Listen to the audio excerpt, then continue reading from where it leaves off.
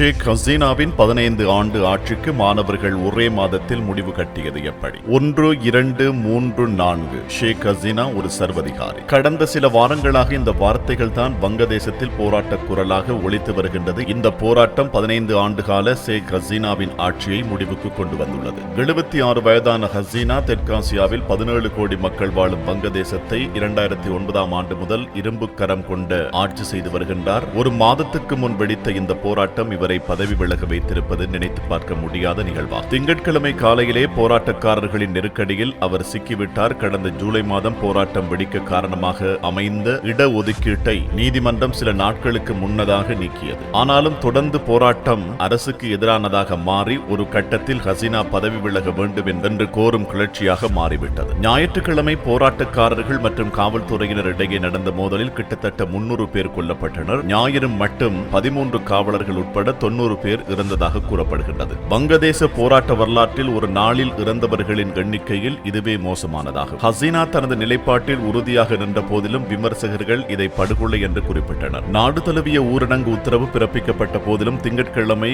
அன்று தலைநகர் டாக்காவில் 10,000க்கும் மேற்பட்ட மக்கள் வீதிகளில் இறங்கி போராடினர். வங்கதேசத்தின் மக்கள் இனி தோட்டாக்களுக்கு அஞ்சப் போவதில்லை என்ற நிலை உருவானது. அரசியல் ரீதியிலான இப்போராட்டம் மக்கள் எழுச்சியாக உருவெடுத்தது. ஹசீனா நாட்டை விட்டே வெளியேறும் முடிவுக்கு ராணுவம் ஒரு காரணம். பதவி விலகுமாறு ராணுவம் தொடர்ந்தும் அழுத்தம் கொடுத்து வந்ததாக கூறப்படுகின்றது. கடந்த காலத்தில் வங்கதேசத்தை ஆட்சி செய்துள்ள ராணுவம் இன்றும் அங்கே மக்களால் மதிக்கப்படுகின்றது. வங்கதேச அரசியலில் ராணுவம் பெரும் செல்வாக்கை கொண்டிருக்கின்றது. கடந்த வார இறுதியில் இருந்து பெருகி வரும் போராட்டங்கள் மற்றும் எதிர்ப்புகள் ராணுவம் ஹசீனா அரசுக்கு அளித்து வந்த ஆதரவை மறுபரிசீலனை செய்ய வைத்திருக்கலாம். ஞாயிற்றுக்கிழமை அன்று மக்கள் மீது துப்பாக்கிச் சூடு நடத்த ராணுவ தலைவர் ஜெனரல் பகர் உஸ் ஜமான் ஆணையிட்டதற்கு கீழ்நிலை ராணுவ அதிகாரிகள் கவலை தெரிவித்திருந்தனர். நம்முன் என்ன நடக்கின்றது என்பது தெளிவாக தெரியவில்லை. ஆனால் ஜெனரல் பகர் உஸ் ஜமான் ஒரு இடைக்கால தீர்வை காண எதிர்க்கட்சிகள் மற்றும் சிவில் சமூக குழுக்கள் உட்பட பல்வேறு தரப்புடன் பேச்சுவார்த்தை நடத்தி வருகின்றார் என்று உயர்மட்டத்தில் உள்ள இந்த விஷயம் குறித்து நன்கு அறிந்தவர்கள் கூறியுள்ளனர். ஹசீனா இந்தியாவுக்கு சென்றது பற்றி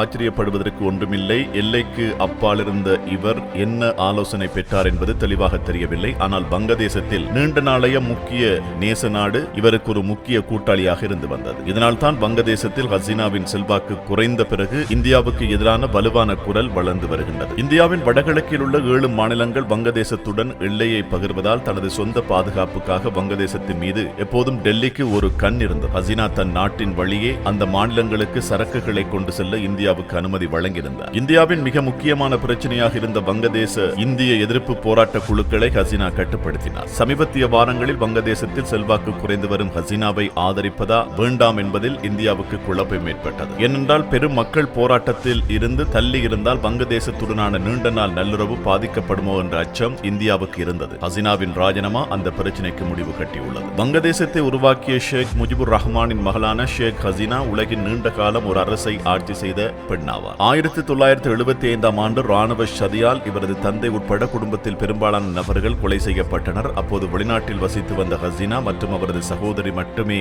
அவரது குடும்பத்தில் உயிர் பிழைத்திருந்தனர். இந்தியாவில் புலம்பெயர்ந்து வாழ்ந்து வந்த ஹசீனா 1981ஆம் ஆண்டு வங்கதேசத்துக்கு திரும்பி ஜனநாயகத்தை மீட்டெடுக்க பிற அரசியல் கட்சிகளுடன் கைகோட்டு மக்கள் எழுச்சியை உருவாக்கினார். இதனால் அவர் ஒரு தேசிய அடையாளமாக மாறினார். ஹசீனா 1996ஆம் ஆண்டு முதன்முறையாக ஆட்சி அதிகாரத்தை கைப்பற்றினார். ஆனால் அதற்கு அடுத்து வங்கதேச தேசியவாத கட்சி தலைவர் பேகம் காலிதாசியாவிடம் 2001ஆம் ஆண்டு அவர் ஆட்சியை இழந்தார். அதன் பின் மீண்டும் ஹசீனா 2009ஆம் ஆண்டு தேர்தல் மூலம் அரசு அதிகாரத்துக்கு வந்தார். மக்கள் காணாமல் போகும் நிகழ்வுகள், நீதிக்கு புறம்பான படுகொலைகள் மற்றும் எதிர்க்கட்சி பிரமுகர்கள் மற்றும் விமர்சகர்களை நசுக்கியது என்பன போன்ற குற்றச்சாட்டுகள் இவரது அரசு மீது வைக்கப்பட்டன. இந்த குற்றச்சாட்டுகளை ஹசீனா மறுத்தார். எதிர்க்கட்சிகளே போராட்டங்களை தூண்டுவதாக ஹசீனா அரசு குற்றம் சாட்டியது. நாட்டில் கலகம் மூண்டதற்கு எதிர்க்கட்சியினரே காரணம் என ஹசீனாவும் அவரது அவாமி லீக் கட்சியும் குற்றம் சாட்டினர். ஆனால் இம்முறை உண்டை விட கோபம் பன்மடங்கு அதிகரித்துள்ளது. கடந்த ஜனவரியில் கிடைத்த சர்ச்சைக்குரிய தேர்தல் வெற்றிக்கு பிறகு ஹசீனா எதிர்கொண்ட கடுமையான சவாலாக அமைந்தது இந்த போராட்டம். பதவி விலக மறுத்து வந்த இவர் ஒரு கட்டத்தில் போராட்டக்காரர்களை பயங்கரவாதிகள் என்று குறிப்பிட்டார். பாதுகாப்பு படைகளை குவிப்பது மக்களை வீட்டுக்குள்ளேயே முடக்கி விடாது என்பதை வங்கதேச நிகழ்வுகள் உணர்த்தும் செய்தி. அது எந்த ஒரு தலைவருக்கும் நல்லதல்ல.